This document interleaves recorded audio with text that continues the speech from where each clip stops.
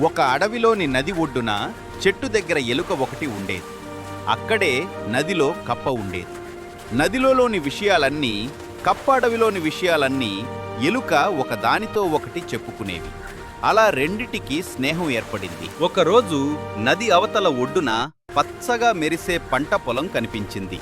ఆ పంటను చూసి ఎలుకకు తినాలనే ఆశ కలిగింది.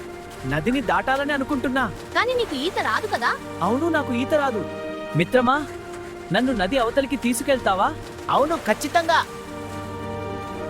నిన్ను నా వీపుపై కూర్చోబెట్టి తీసుకెళ్తే ఇద్దరం మునిగిపోతాం. నీ కాలికి నా కాలికి ఒక తాడు కడదాం. నువ్వు ఈదుతూ వెళ్తే నేను వెనకే వస్తాను. మిత్రుడి మాటను కాదనలేక సరే అంది కప్ప. ఎలుక తన కాలుని కప్ప కాలుతో కలిపి ఒక తాడును కట్టింది. తర్వాత కప్ప నదిలోకి దూకిన అంతే. ఎలుక బరువుగా ఉండడంతో అందులో మునిగిపోయే పరిస్థితి వచ్చింది. అంతలో ఎలుక ఊపిరి ఆడకపోవడంతో పైకి రావడానికి చూసింది.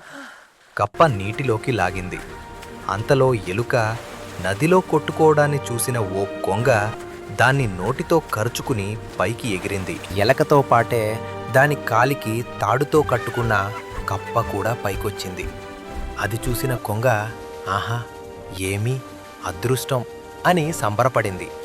ఎలుకని నది అవతలకి తీసుకుని వెళ్లడానికి తన శక్తి చాలదని తెలిసి కూడా మొహమాటానికి పోయే పరిస్థితి తెచ్చుకున్నందుకు ఎంతో దుఃఖించింది కప్ప.